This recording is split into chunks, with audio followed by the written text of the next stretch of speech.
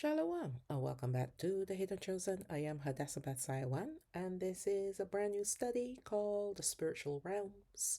And this is part one called Satanic Attacks. And I'm sure many of us, all of us, are familiar with satanic attacks. So let's get started. Now that we have covered dreams, night visions, trances, and open-eyed visions, let us speak more about the spiritual realms. Now, let me pause here for a second because I was planning on doing another part to connect with dreams and visions, to look at the other aspect of visitations. And it kind of morphed into this study. So that's why I am relating the previous few studies that I've done called dreams, night visions, trances, and open-eyed visions, almost to be connected to these next set of lessons. Okay? The spiritual realms exist above the dome over our heads. It's not space. All right? And this is where Allah Hayam and his angels dwell for a season and no longer. The fallen angels also lived in a realm above the dome. They used to live in the second level of heaven, of the heavens. There are 7 levels of heavens, of the heavens. We are existing in the first level, the first realm, and then above the dome, you have the second, third, fourth, fifth, sixth, and seventh level, seventh realms. So there's 6 other realms above the dome, and then there's a realm beneath the dome. Stuff, but not in the presence of Al Hayam. So they are no longer allowed in the presence of Al Hayam because they were cast out of second heaven. All right. They are currently here on the earth. Their offspring, the Nephilim spirits, have always lived on the earth where another realm exists, the realm of the unseen. Okay? Therefore, there are spiritual realms above the dome, a spiritual realm beneath the dome, and our earthly realm where everything around us is seen.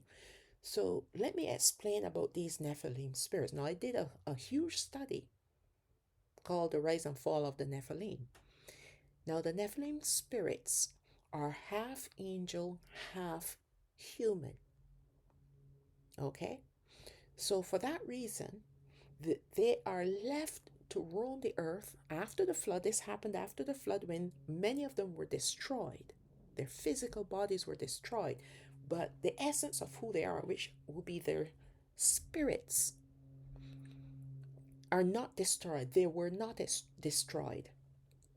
Not until the end of the age when Al Hayam is going to cast them into the lake of fire with their fathers, the fallen angels. So in the meantime, they roam the earth as unclean spirits, familiar spirits, demons, whatever you want to call them. All right? That's who trouble us the most because they're the foot soldiers of the fallen angels.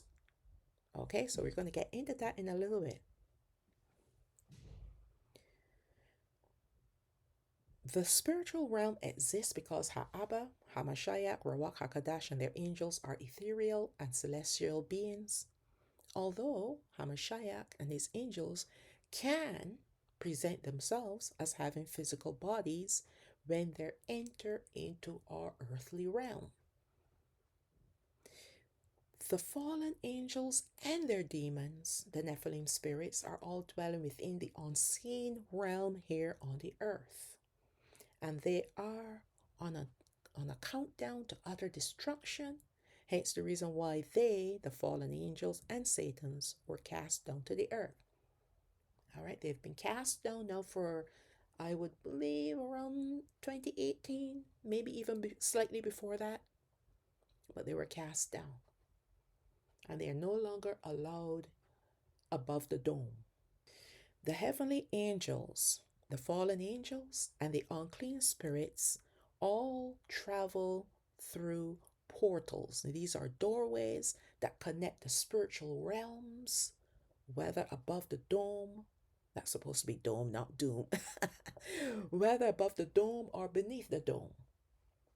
And they're connecting to the realm, the earthly realm where we dwell. This is the way in which evil spirits can and will find their way into our environment.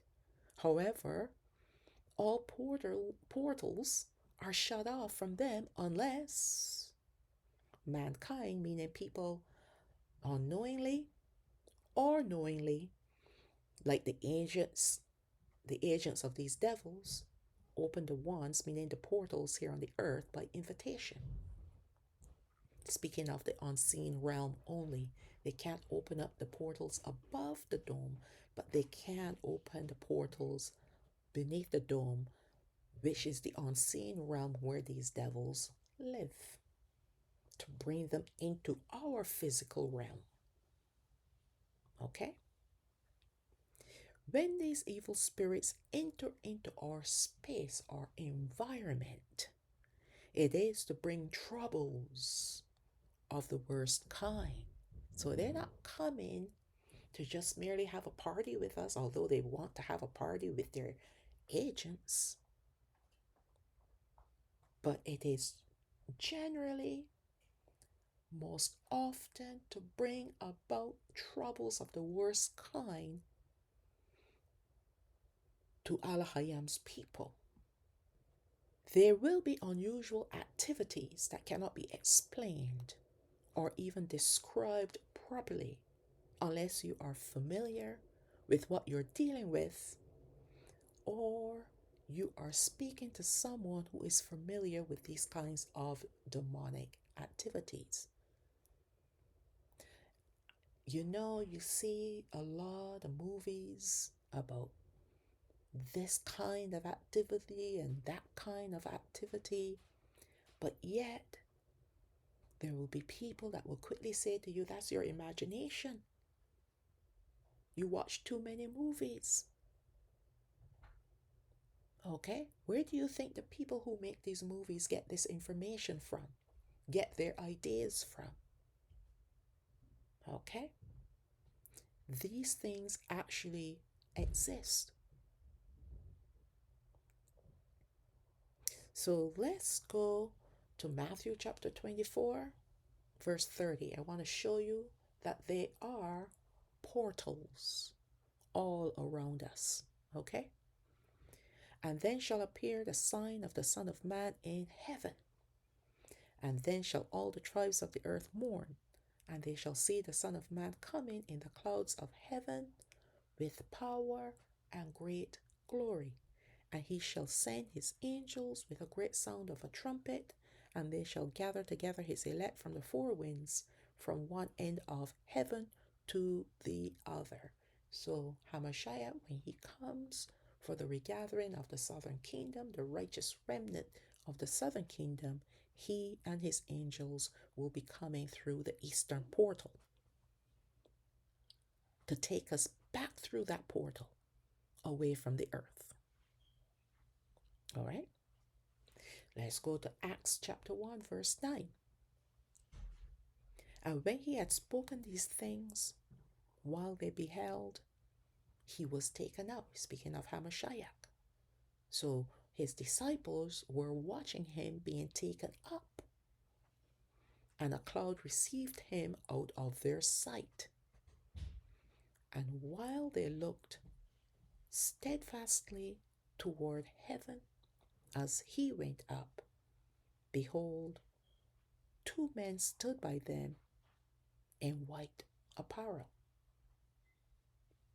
who also said, You men of Galilee, why are you standing gazing up to heaven? This same Yahushua, who is taken up from you into heaven, shall so come in likewise manner as you have seen him go into heaven. So the way you see him go will be the way when he will return to regather the southern kingdom, which will be their descendants. Okay? So the cloud that received him was none other than Ruach HaKadosh. Okay? And he went up, up, and through the portal back to his kingdom. Portals were created by Allah Hayam for his purpose of connecting to mankind, either to himself directly and or to his angels. And so they are in full control of him. Every portal that you see or heard about is in control by him. All right, these devils don't have the ultimate control. He does. All right. However, he will permit the devils to find the portals hidden in the earthly realm and use them for their evil deeds, only because he's using them to train and promote his believers. This is why Allah Hayam gave them permission to do these things, because he's training us in order to promote us. How else are we going to be promoted? All right.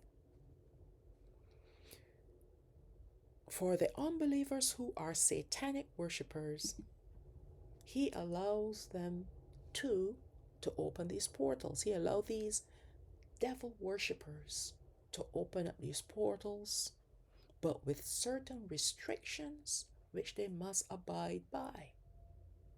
They don't have the ultimate control either. And they have to abide by the rules of Allah Hayam. Evil is given a certain amount of time to reign on this earth, and their reign is quickly coming to an end and forever. In the meanwhile, we have to be diligent to know and understand what we are dealing with so that we can counterattack as Allah Hayam gives us the command to do so. There's nothing more powerful than divine knowledge. And especially when he tells you what to do, how to manage these things, how to deal with them, when to deal with them. Sometimes he says, leave it alone. I'll take care of this. There are very unusual activities which occur here in our environment, generally at night, while we're resting more often than we think. We think that when we go to sleep, that the devils fall asleep too. No, this is the key moment that they want to come into our environment to bring troubles, to torment, if it is possible for them to do so. There are times when we are made aware of such activities, but there are many other times when Allah Hayam deals with these creatures himself, unknown to us, and on our behalf. These occurrences can also occur during the daytime while we're taking a nap, or even while we are awake. I mean, I can give you plenty of stories that I've seen these things with my open eyes, because he allowed me to see into the spiritual realm, only for a brief moment. All right? So even while we are awake, not asleep, while we are awake and functioning, he can, for a brief moment, allow us to see evil spirits, the ones around us. Okay?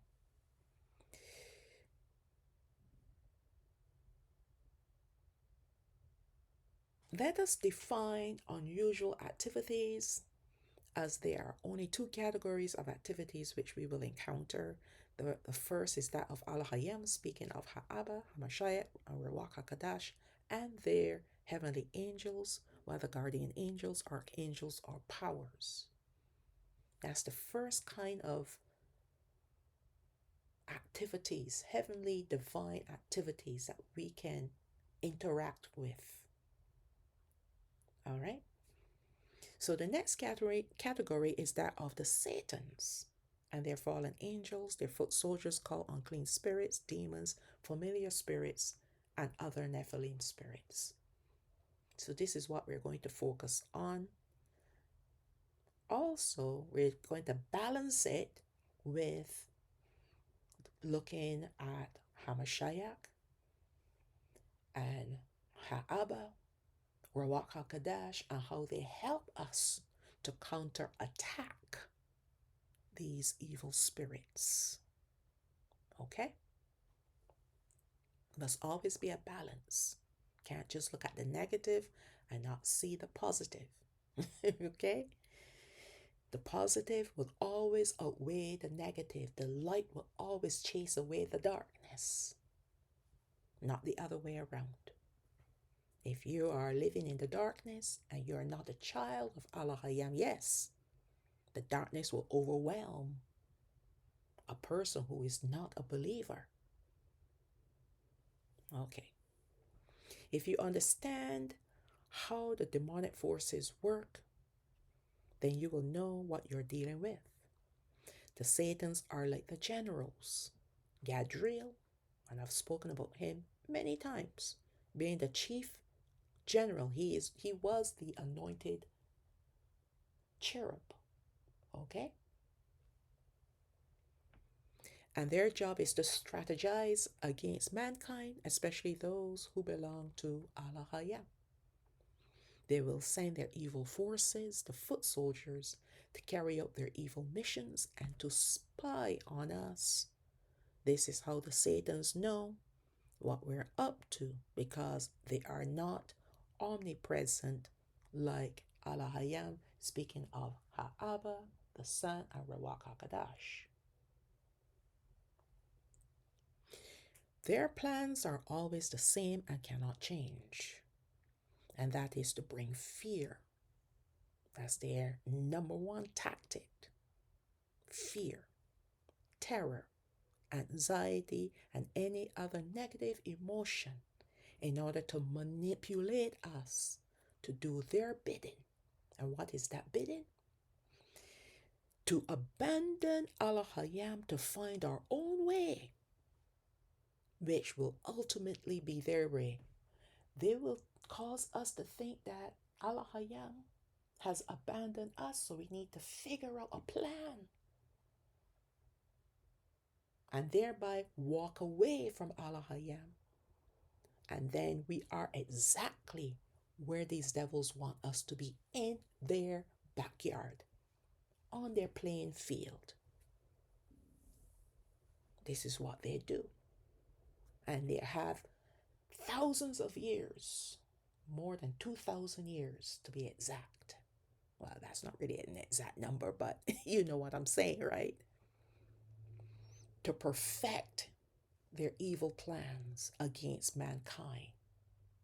And you know what our downfall is? Ignorance. Complete ignorance. We have not learned from our forefathers' mistakes. Listen, let me just make it simple here. We have not learned from our parents' mistakes, just like they have not learned from their parents' mistakes. And it goes all the way back to our forefathers in the wilderness. We're a people that have been repeating the same mistakes over and over and over again, because we have not learned our lesson. But when we have learned the lesson now, we can get off that proverbial wheel, that cycle of rebellion, and enter into relationship with Allah Hayam. All right. But the devils, they don't want us to enter into a relationship with Allah Hayam, because that's where our power, and we're going to see this later on, our power comes from Him. and our relationship with Him. So the deeper we are in relationship with Allah Hayam, the greater the power, His power in us. And that's what they're afraid of. All right. They will even go as far as to enter into our dimension to carry out those plans, hoping that their unusual visitations and activities will evoke enough fear in us in order for their continual plan of torments to come to fruition. Remember, as sinners, we're the ones that had opened many portals for these devils, welcoming them into our environment unknowingly. And we're going to see how we had opened up those portals. Okay? So let's start with the first kind of visitation, first kind of torments. We're looking at sleep paralysis. This is one of the most misunderstood nighttime experience ever, as the professionals, meaning the people in the lab coats, white lab coats, have explained away using our physical anatomy as the cause of this phenomenon, meaning it's something in our brains or something in our bodies that is causing this phenomenon. They will not see beyond that. They cannot see beyond that. The lab coats don't know anything concerning the spiritual realms. Therefore, this is a wrong diagnosis. And that's why people continuously will go through these cycles of these visitations. And the next thing that I want to do is give them some sort of therapy by putting tablets in their mouth. All right? You know what I'm talking about, right? To help them to sleep. All right. Sleep paralysis occurs while you're sleeping and suddenly a heavy, uncomfortable presence sits on you or lies on you to suffocate you. And you know how I know about these things? Because it has happened to me. I'm not talking about things that I've heard people talking about. I'm talking about my own personal experiences. Okay? I know what these things feel like. All right. Let me tell you something though. I had fear. And that's why it kept coming back. But when I became a believer and it tried to do these things once again, and these devils realized that I had the word in me. All right, that's when they stopped. Okay. Let's read on. The heaviness is unnatural and fearful. And this is exactly what these foot soldiers called demons are hoping to achieve. Because the heaviness is not just you feeling a weight and you're struggling under this weight. No, you can't move. You feel that you're being pressed down. Your whole body becomes paralyzed. All right? You would either feel the heaviness on your chest area or on your entire body, which is being pressed down. You become aware, but you're still not awake. How is this even possible? Because you are experiencing a temporary spiritual awakening. For unbelievers, it is temporary. But if you are a believer, you are already awakened, spiritually awakened. So if this event takes place, Ruach HaKodesh, now he's making you aware. All right? You're already spiritually awakened. But now he's bringing you the awareness of what this thing is up to. There were many times I'm sleeping and I feel a nudge. And it was the good nudge. And when I come to, I see these things trying to enter into my room. And just as they come, I send them packing. All right? So he will nudge us awake. And now, mind you, I was not physically awake, but he taps me. It's a spiritual tapping that awakens me spiritually to see into the spiritual realm that these things are trying to enter into my dimension, enter into my room. Come in.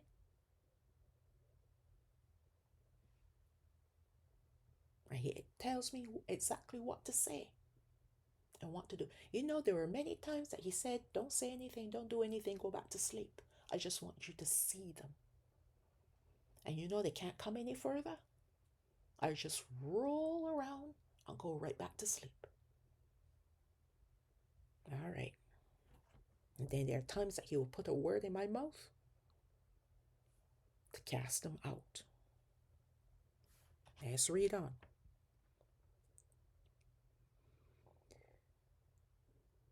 Remember, all of this is occurring while you are sleeping, but yet you feel as if you're awake, because spiritually speaking, you are.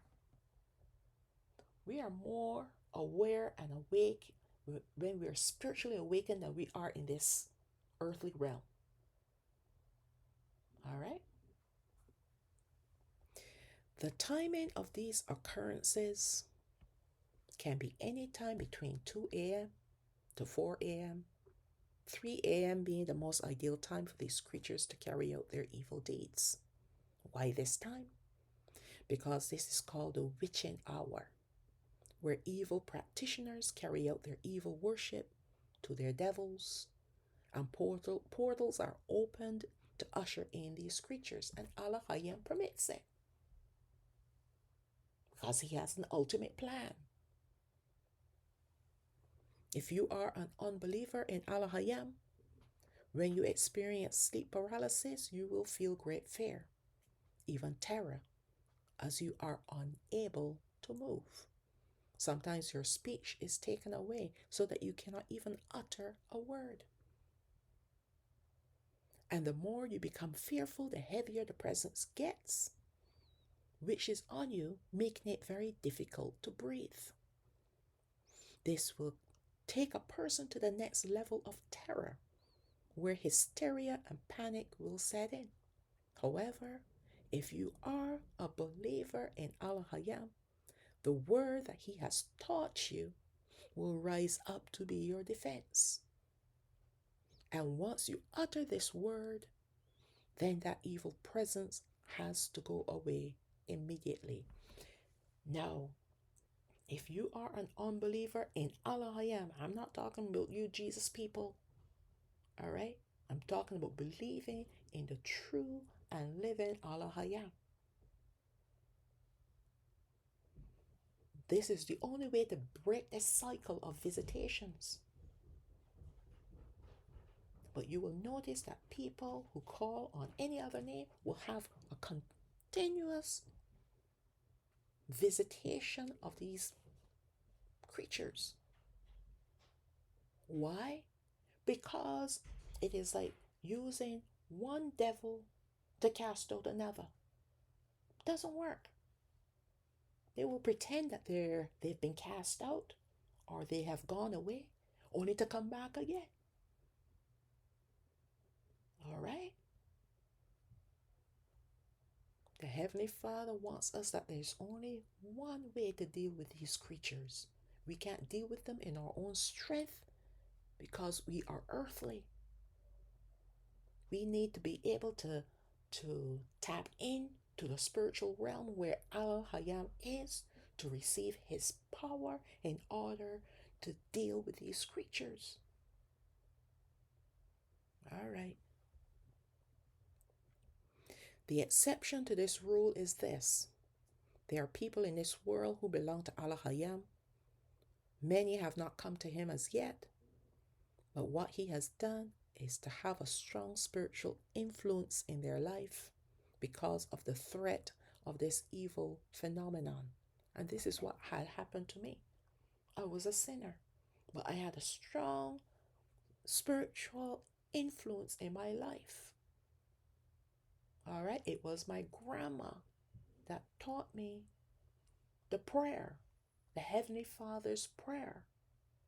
And when this evil presence tried to come upon me, it was that prayer that I started to speak even while I was sleeping.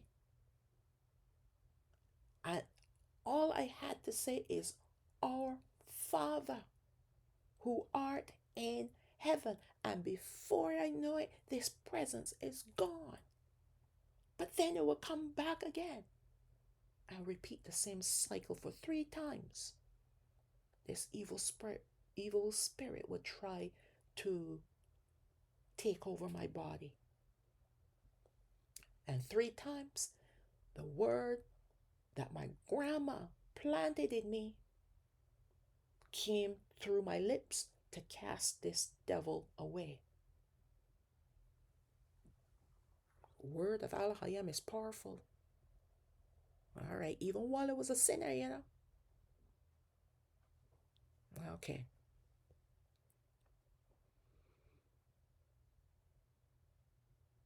Let us remember that Al-Hayam can prevent these devils from doing this wickedness.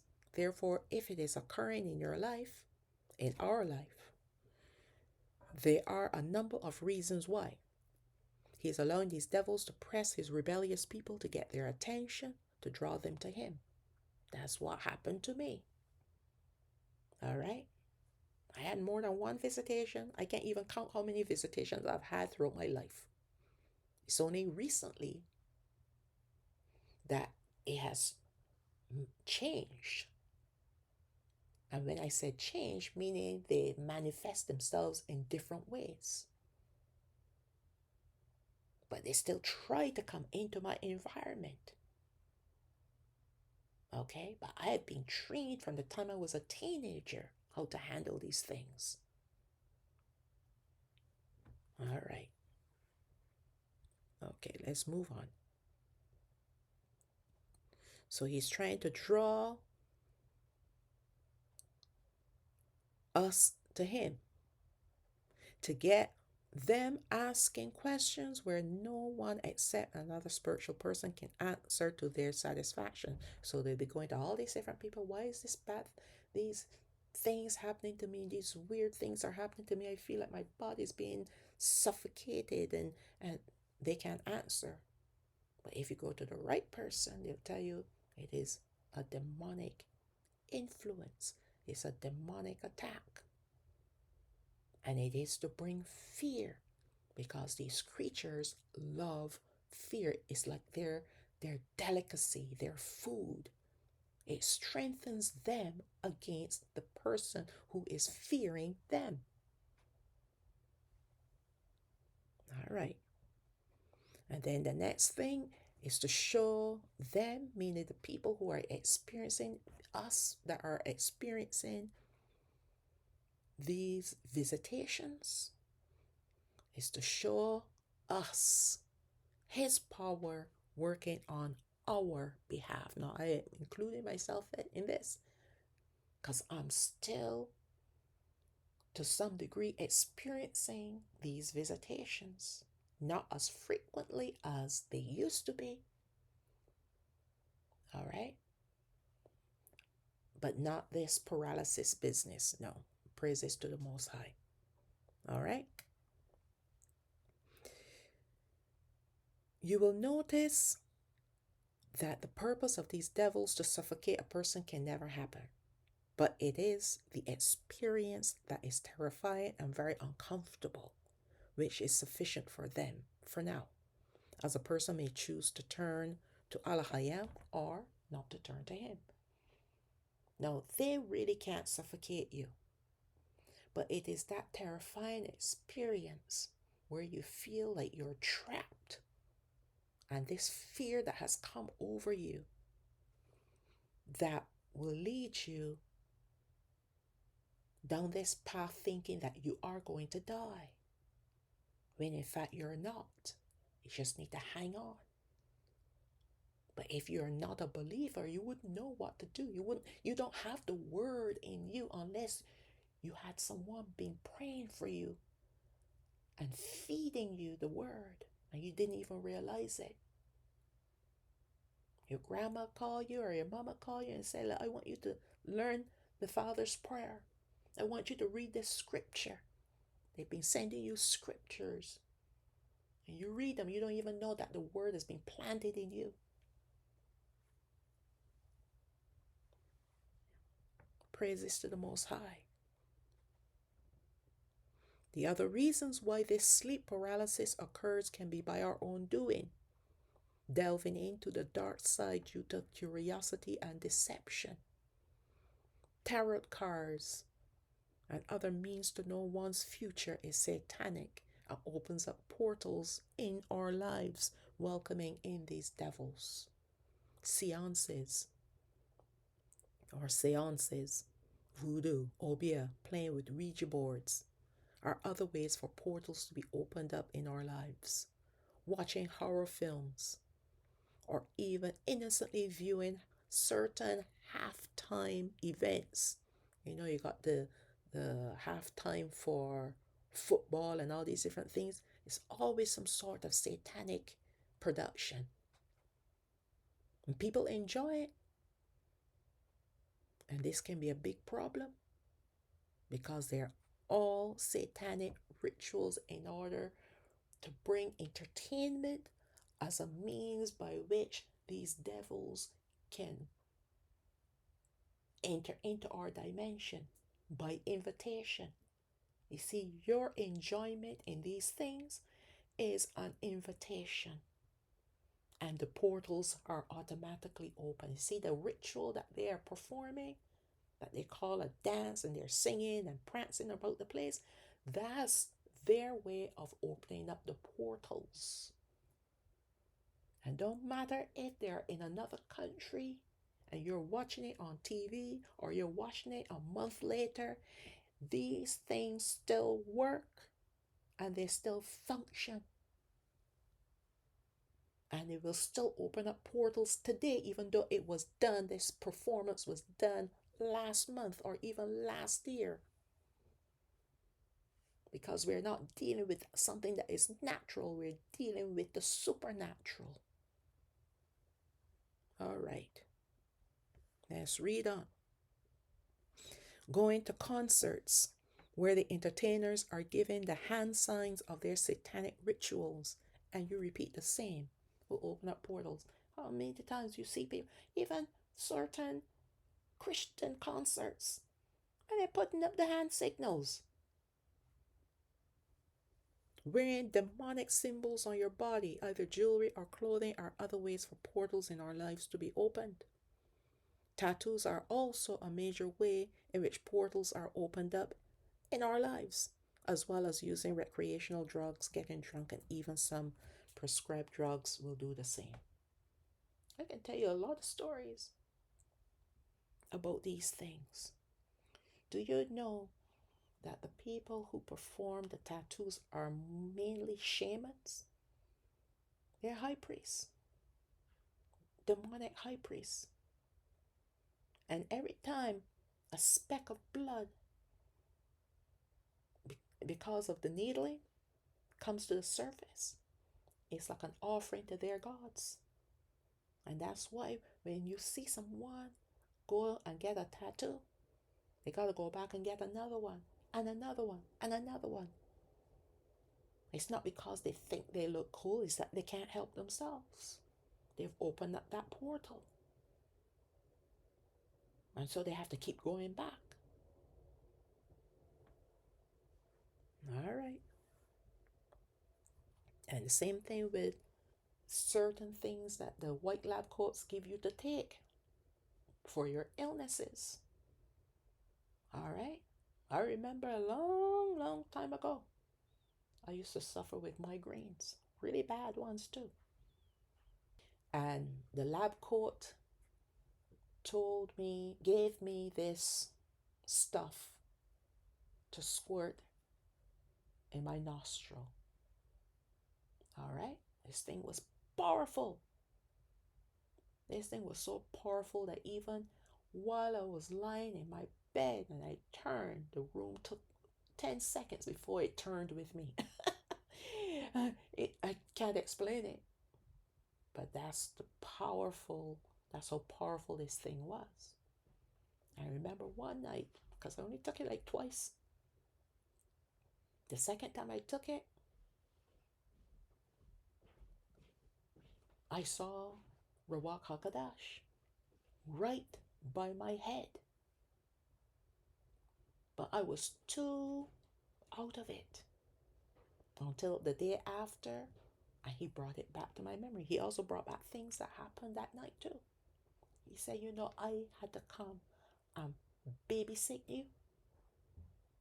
Me, Holy Spirit, not an angel. He himself had to come and sit by my bedside.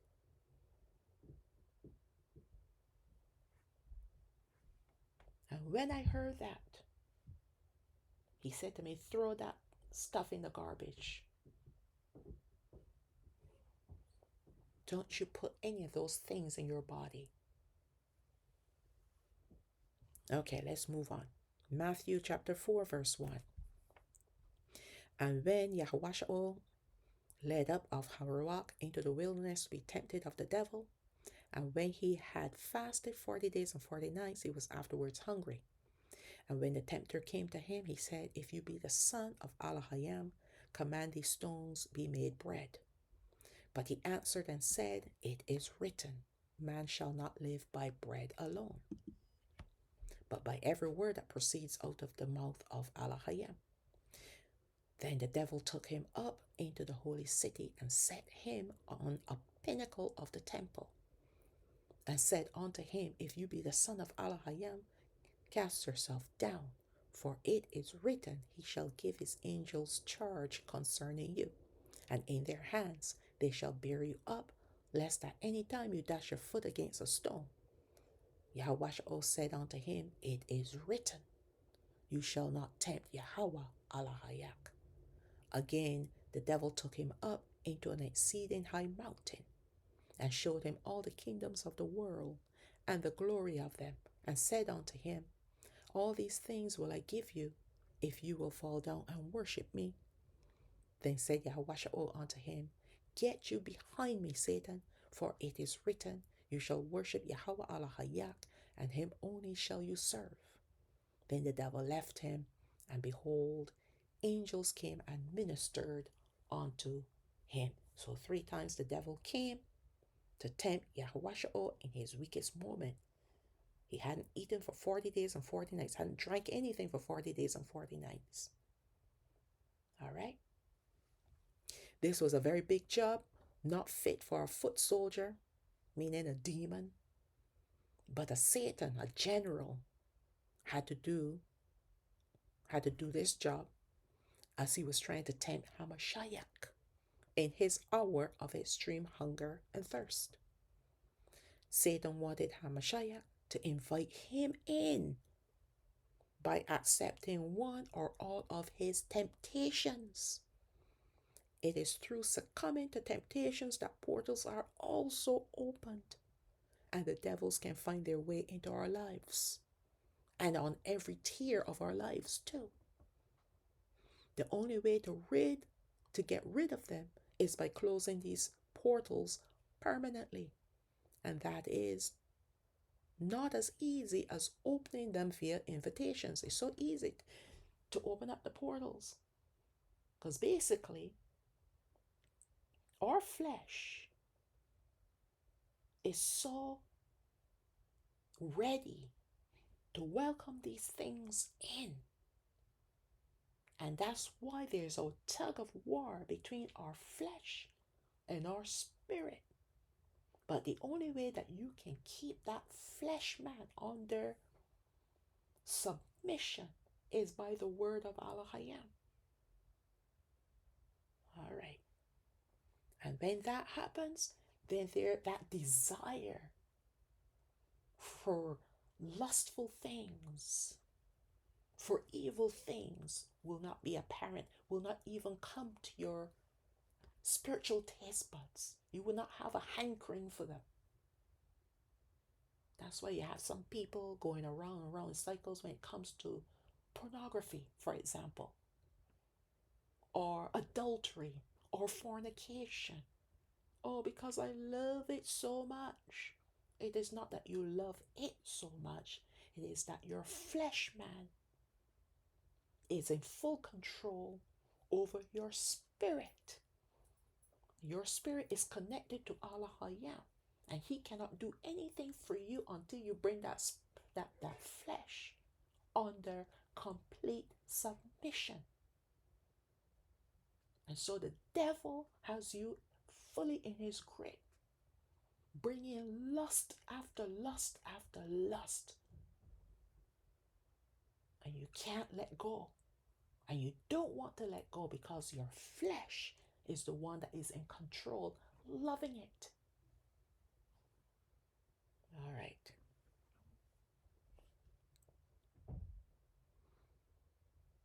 The word, let me read this. The only way to get rid of them is by closing these portals permanently. And that is not as easy as opening them via invitations. That's the easiest way, but it's very hard to get rid of them. The word of Allah Hayam is the only way in which these portals can be sealed, and rebellious behaviors must be changed to be righteous. So that's another thing too.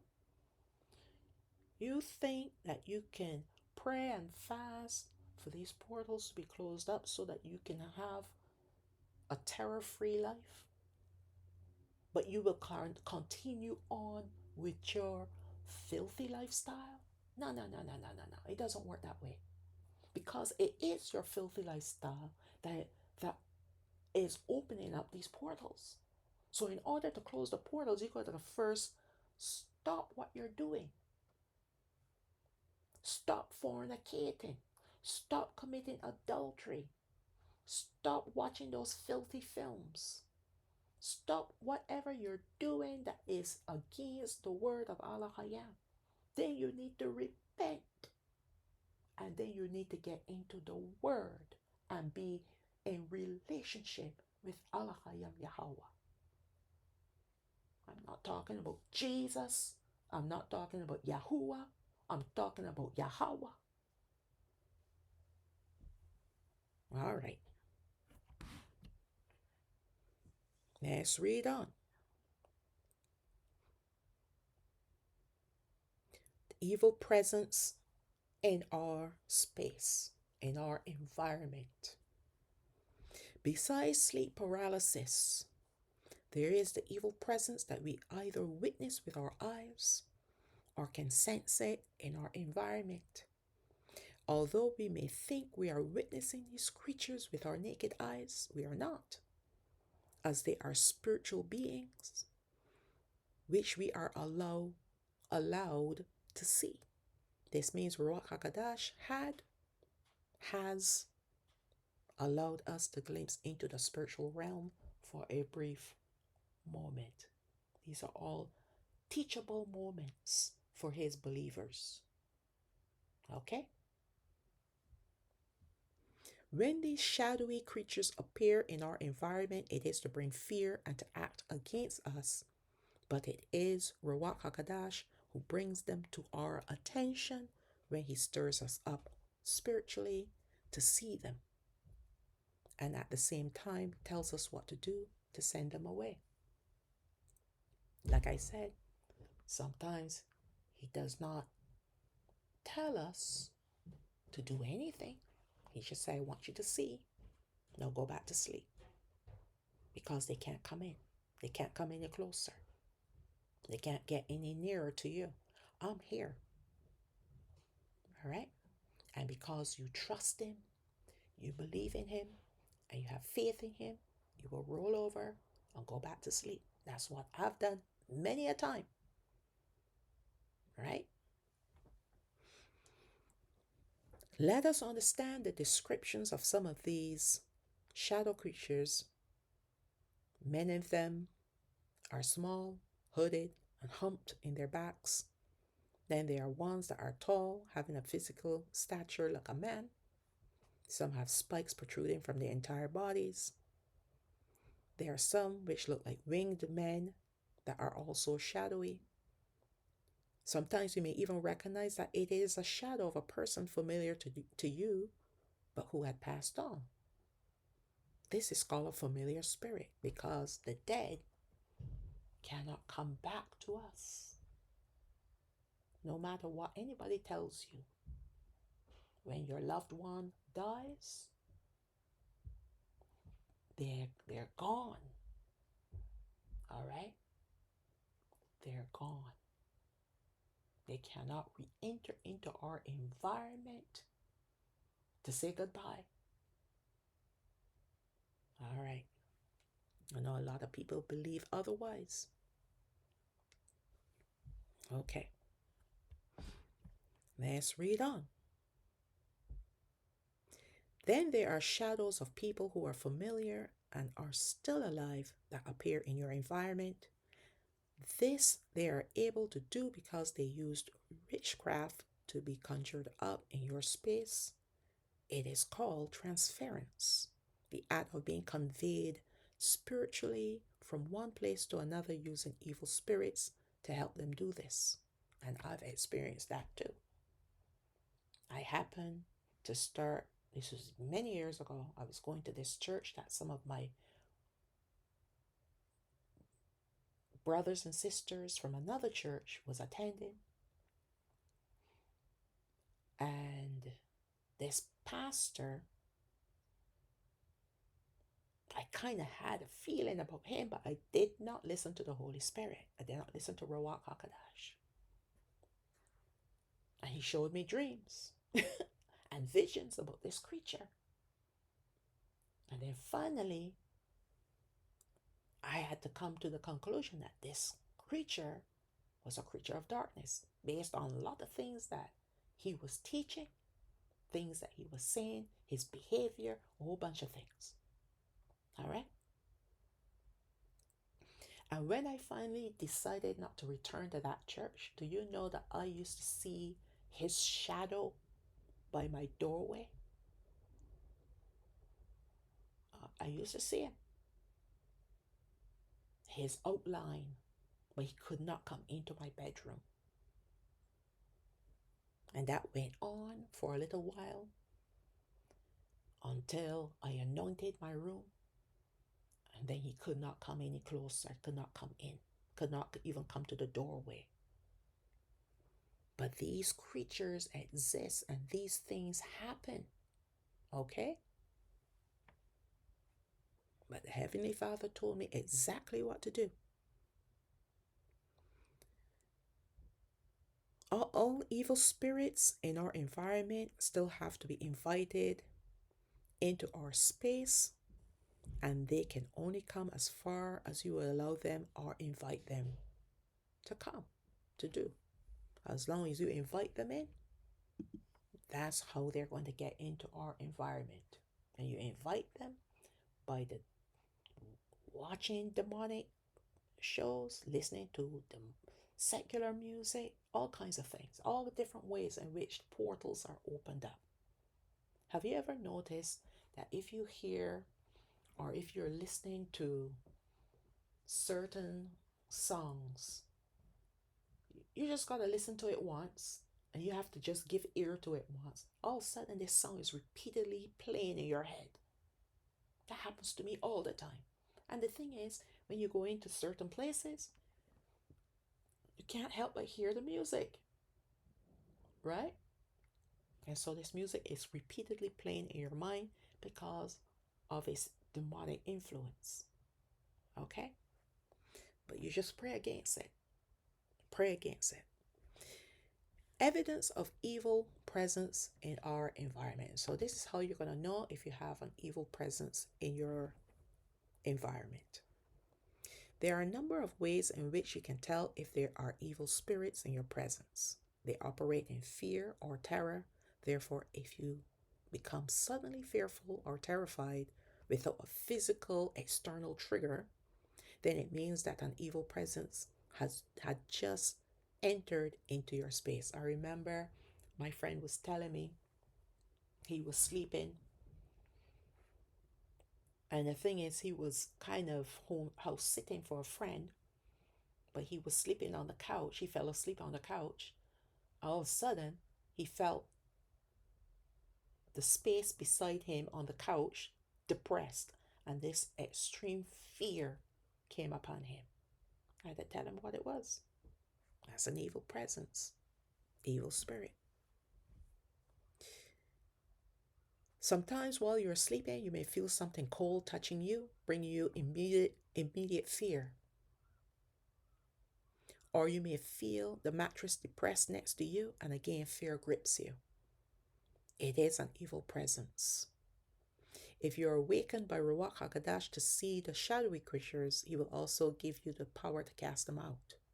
Fear feeds these creatures, so it is important not to succumb to fear. Pray and then rebuke these evil spirits away from your environment. These are Nephilim spirits, the foot soldiers that do the bidding of the fallen angels and the Satans. Their power is the fear you feed them. Take away fear, then they are rendered powerless. And better yet, if you have the word of Allah Hayam in your heart, then that word will become a weapon against them. They have been around for a very long time, since the time of the Great Flood, as they are the disembodied spirits of the Nephilim, the hybrid offspring of the fallen angels and the daughters of Cain. And at the end of the age, they will be destroyed forever in the lake of fire. But right now, they are used by Allah Hayam to sift us. That's what they're there for. Let's look now at Matthew chapter 10, verse 1. And when he had called unto him his 12 disciples, he gave them power against unclean spirits to cast them out, and to heal all manner of sickness and all manner of disease. So we can receive this same power. Okay? That's the point that I'm making. These devils can try to come into our realm to disrupt our lives, but we have access to immediate power that can stop these creatures right in their path, right from coming into our midst. And right away too. Mark chapter 1 verse 27. And they were all amazed, insomuch that they questioned among themselves, saying, What thing is this? What new doctrine is this? For with authority commanded he even the unclean spirits, and they do obey him. This is Hamashiach. And what Hamashiach was teaching his disciples, and what he is teaching us today, that we can have that same authority to command the unclean spirits to be removed from our environment.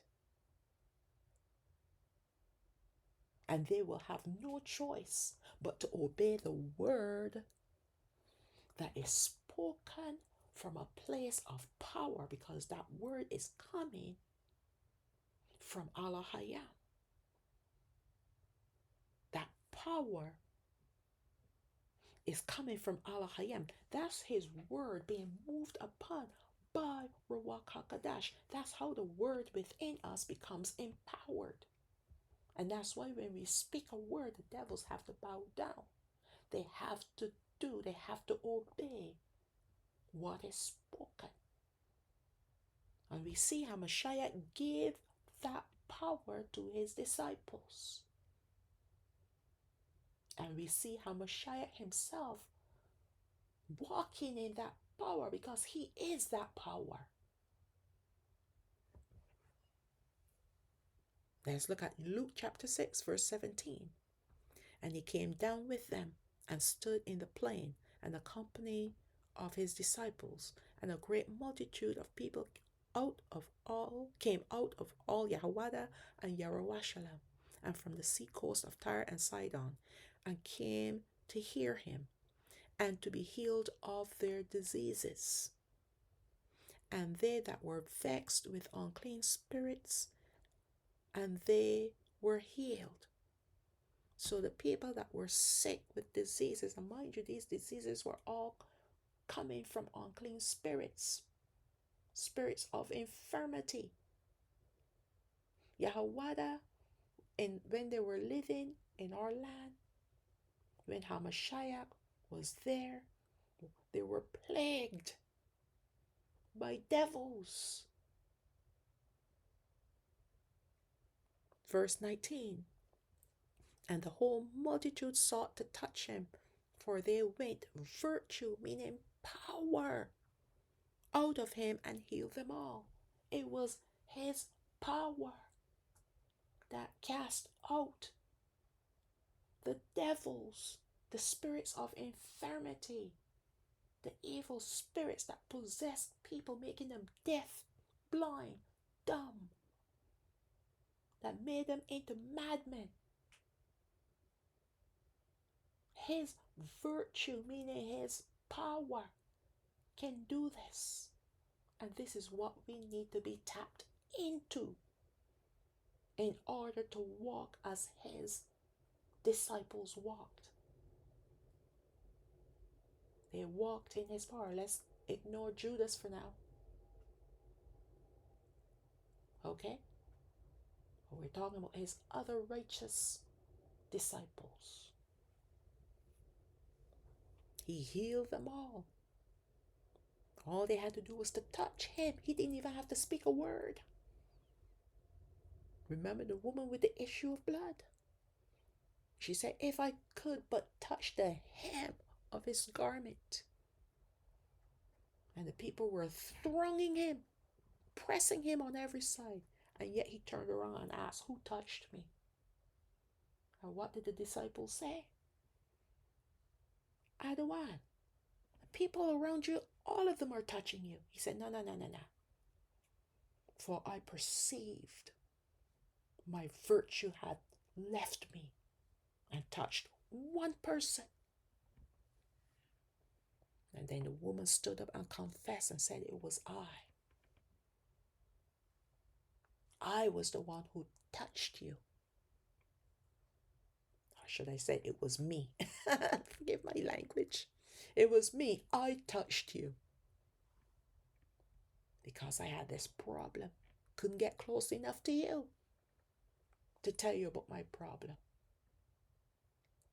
But I knew that if I had only touched your garment, I don't even need to touch you, but touch your garment, I knew that I was going to be healed. She had faith to believe that she was going to be healed. And that faith allowed virtue to come in and heal her of her affliction. She was afflicted for 12 years. So it's not just having the word, because a lot of people can recite the scriptures, but if you don't have faith, then that word that you're reciting is just a word. All right? You need to have faith. And that was the difference between Judas and the other 11 disciples. Judas had no faith, yet he saw the miracles. He performed some of them himself, but he had no faith. And that's why he betrayed Yahushua. Yes, I know. Ka'apa'a, who's Peter, he also betrayed him. He had faith though. But out of fear, he denied him. Right? He still had an inkling of faith, because that inkling of faith came back to him. Rose out of him. Because when the time came, look at the difference between the two men. Judas, instead of repenting, decided to off himself. But Ka'apa'a, who is Peter, what did he do? He repented. And then that faith of his blossomed. He still had a small inkling of faith, because fear almost caused him to cancel out every faith, every bit of faith that he had. Fear. Fear is our enemy. It's the weapon of our enemy. Fear and lust, two of the most dangerous weapons. Okay, let's read on. There's only one way to defeat these evil spirits, and that is with the power of Allah-Hayam, which includes using His word. Without this power, we are defenseless against unseen foes, meaning these evil spirits, and with evil powers to destroy us if allowed. Not only can we halt these manifestations in their tracks from entering into our area of living to trouble us, but we can also prevent them, bar them from entering into our environment permanently. Remember, this is the spiritual realm that we're talking about. And so our methods of dealing with these evil creatures must be spiritual as well. And as earthly beings, we need Ruach HaKodesh to help us by telling us what to do. When Hamashiach gave his disciples power against unclean spirits, this meant that the word which he had frequently taught them was activated for this particular mission he sent them on. Later on in the upper room, we see a permanent activation of his word in his disciples, transforming them to be apostles, his apostles. The word of Allah-Hayam must take up residence in our hearts in order for Ruach HaKodesh to activate it. And although it is called the word, it is really in reference to his truth, which is his light, which we as believers must be filled with, as it is our power against the darkness that wants to consume us. His word, also called the truth, will search out our hearts, our lives even, to expose the darkness that is hiding there. The devils are successful in tormenting us because of their residual evil that is left in us. This is even after we repent. This is even after we become believers. There's always still a residual amount left. I call them roots, right? It's like a farmer. He goes to clear the ground out of weeds, and he just cuts the top part of the grass, the part that can be seen. There's still roots. You need to take out the roots. And that's what Ruach HaKodesh does after the fact. After we become believers, he starts to uproot what is hidden. We may not necessarily know that it is there, but he will bring the attention to us. We will see the effects of hidden evil in our lives, hidden darkness in our lives, based on our behavior, our reaction, our desires. All right, let's read on.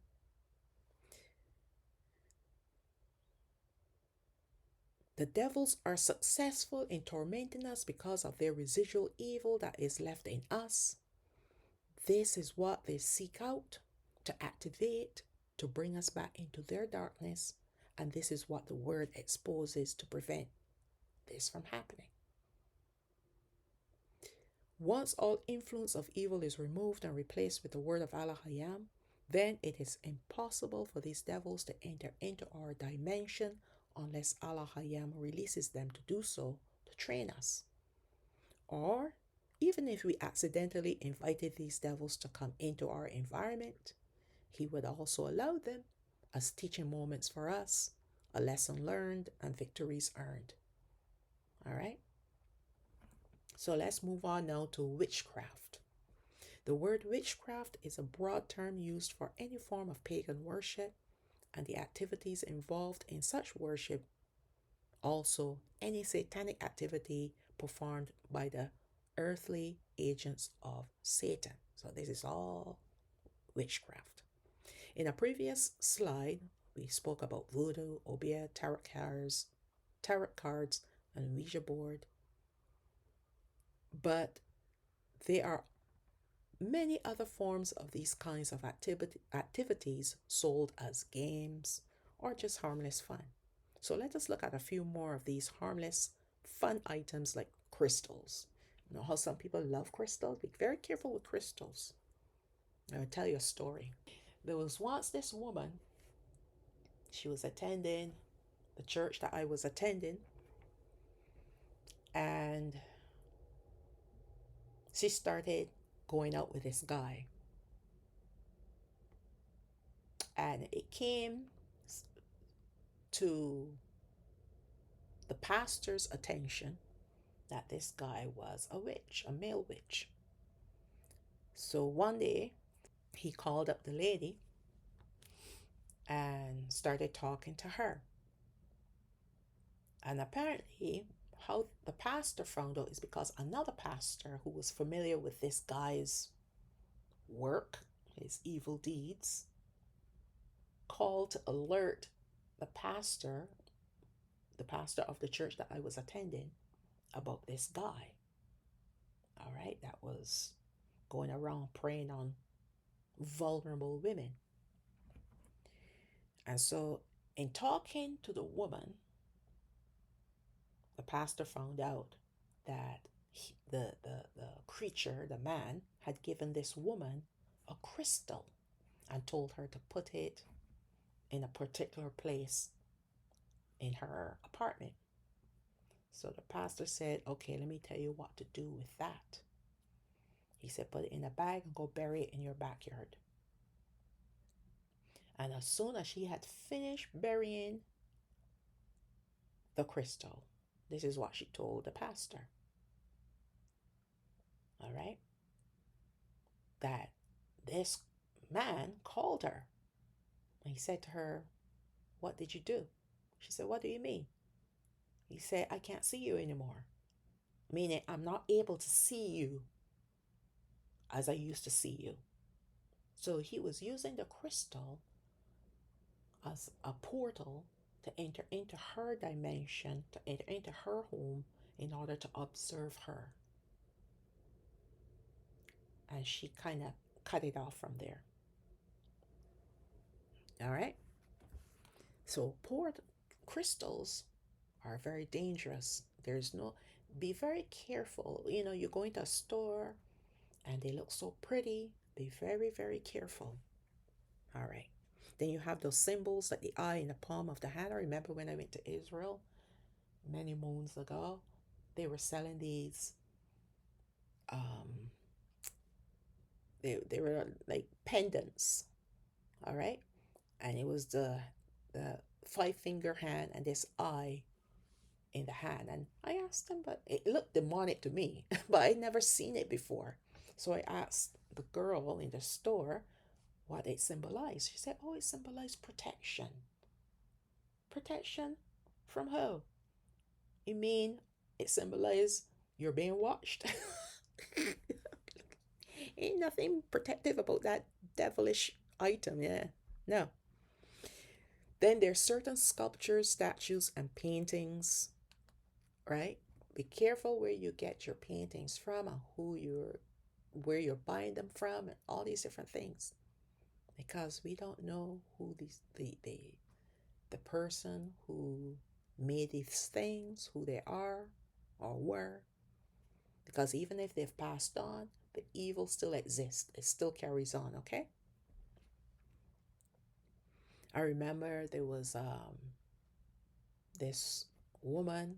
She said that she bought this painting. It was this African painting. And it was very pretty to look at. She put it on her wall.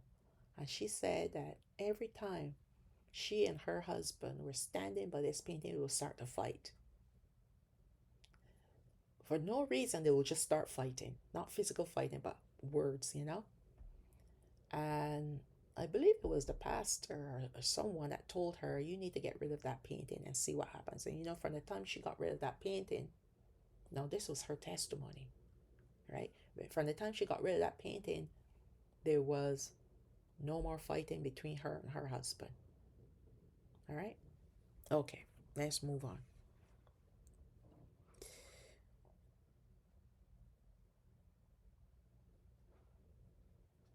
palm reading, tea leaves reading, chanting, meditation, yoga, and such. I know a lot of people today love yoga.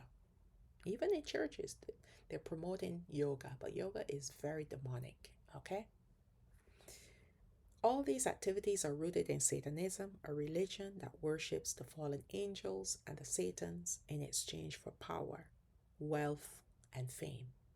These are the three main ways in which the devils can creep into our hearts because we crave to have power over others, to be rich, and to be famous.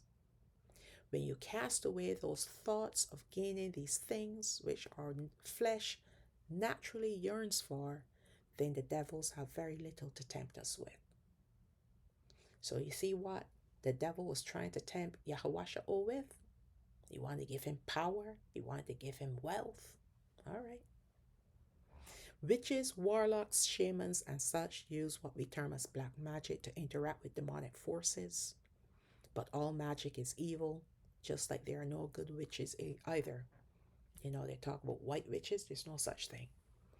Although Hollywood sold us that lie starting a long time ago with their show called Bewitched.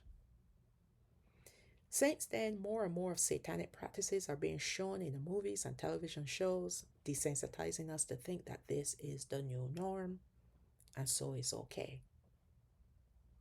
But this is to be expected, especially today, when the fallen angels and the Satans have been cast down from the heavenly realm onto the earth, as their time is quickly coming to an end, and so they are running rampantly. Now, how do you deal with witchcraft? There are people who will try to use a form of witchcraft against you for nefarious reasons. They want to cast spells against you or send demons to your environment. As a child of Elohim, as a believer, we're not to fear what they think they can do to us. For all their power, their evil power combined, does not equate the power in Elohim's pinky fingertip.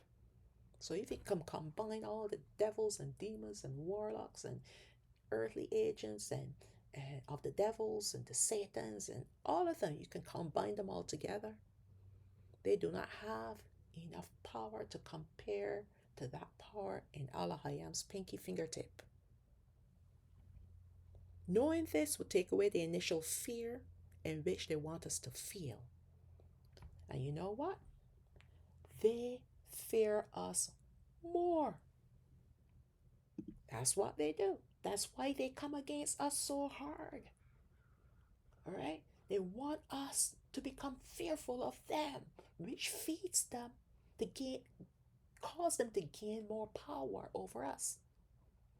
But when we stand our ground by faith and we start speaking the word of Elohim, see them scampering. All right, let's look at Psalm 37, verse 35. I have seen the wicked in great power and spreading himself like a green bay tree. Yet he passed away, and lo, he was not. Yea, I sought him, but he could not be found.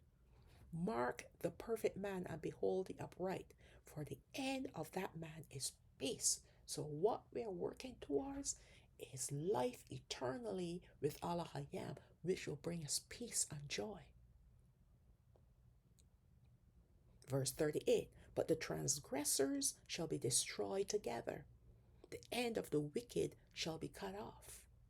But salvation of the righteous is of Elohim Yahweh. He is their strength in the time of trouble. And Yahweh shall help them and deliver them. He shall deliver them from the wicked and save them because they trust in him. Goes right back to faith. All right? Because we have trust in him, because we have faith in him, we believe in him, we love him, we follow him. And when we follow him and obey all of his commandments, then he is the one who will fight for us and protect us. So let's look at protection against witchcraft. There's only one way to guard oneself from all witchcraft, and even to cancel any curses that are sent against you, and that is through Alahayam.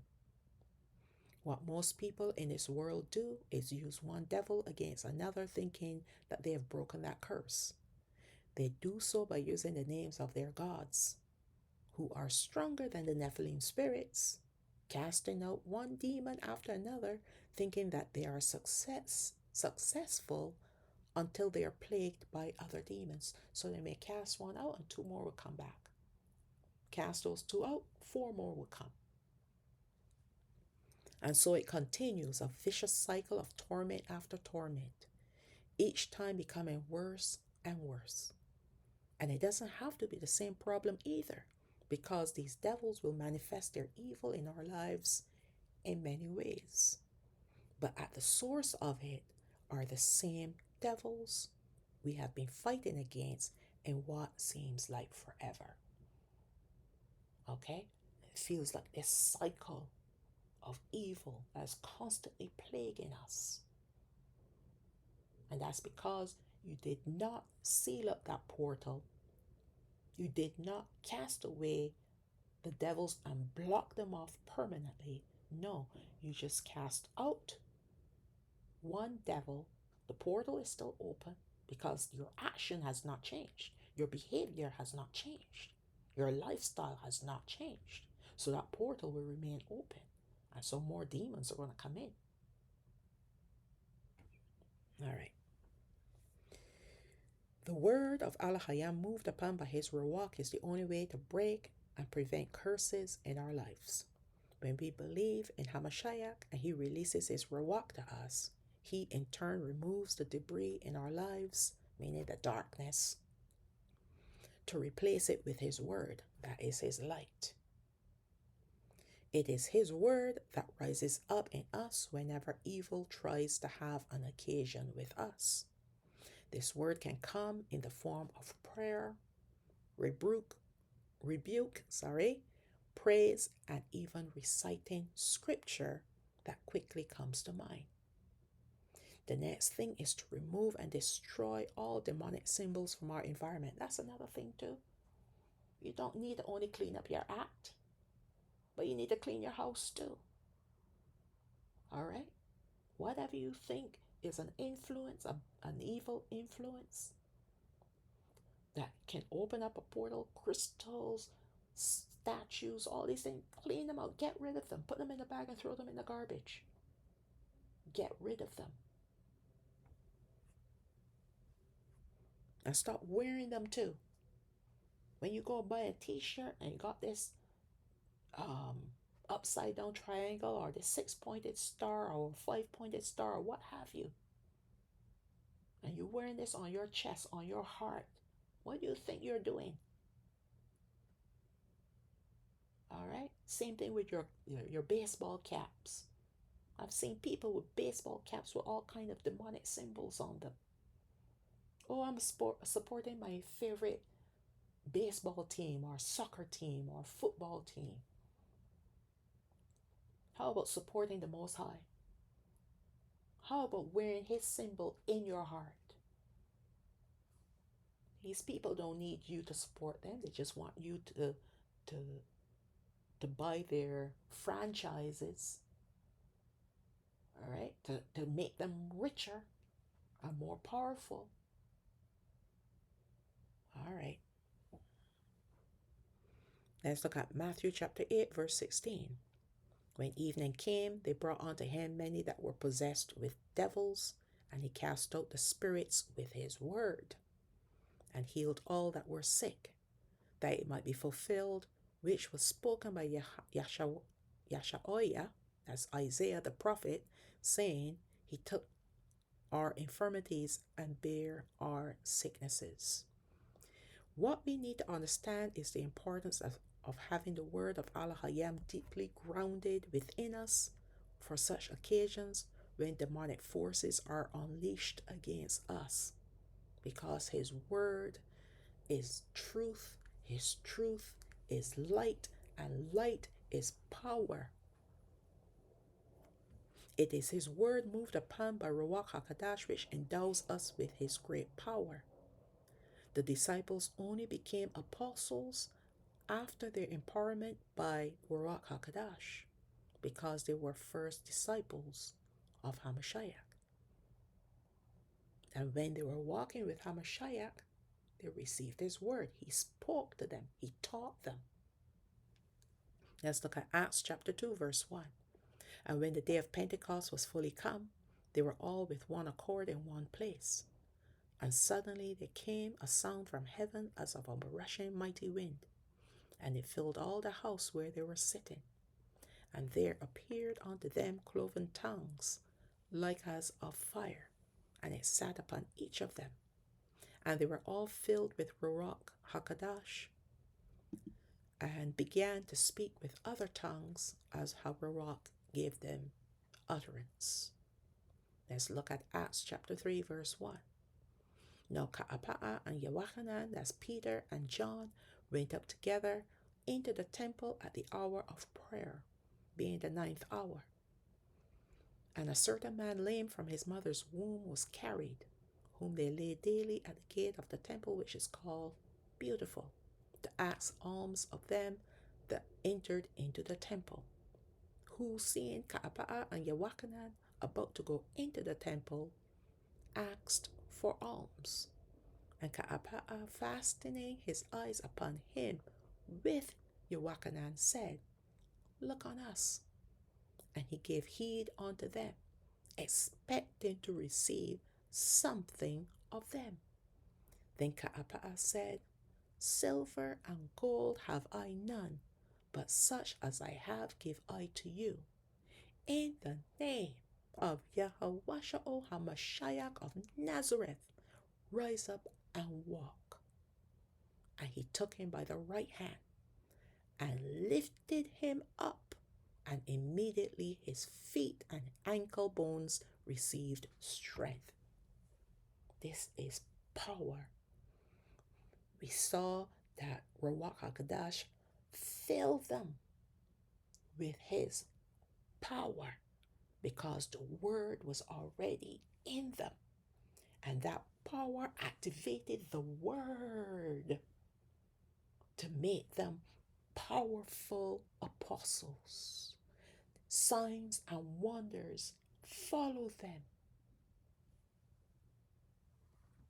Just like the apostles, we have the same very access to the power which they all walked in. They were so empowered that they did not fear what could happen to them for preaching and teaching the good news about Yahushua. Remember the same Peter? He was so afraid that he lied about knowing Yahushua. Look at him now after receiving Ruach HaKodesh. He had no more fear of death or persecution. They walked as the most courageous men living on this earth, where the fear from the devils could not stop them. When we tap into the great power of Allah Hayam, then all fear is removed from us, as it has no part with us, and we will begin to walk in great power, just like the apostles, all due to faith. So let's look at Acts chapter 4, verse 13. Now when they saw the boldness of Ka'apa'a and Yochanan, and perceived that they were unlearned and ignorant men, they marveled, and they took knowledge of them that they had been with Yahushua. They recognized that, yes, this knowledge that these men, these unlearned and ignorant men had, did not come from the temple or the Pharisees or whomever, but it came from only one source, Yahushua, because they were talking and walking just like him. They were perfect examples of him. They walked the way how he walked. They talked the way how Hamashiach talked.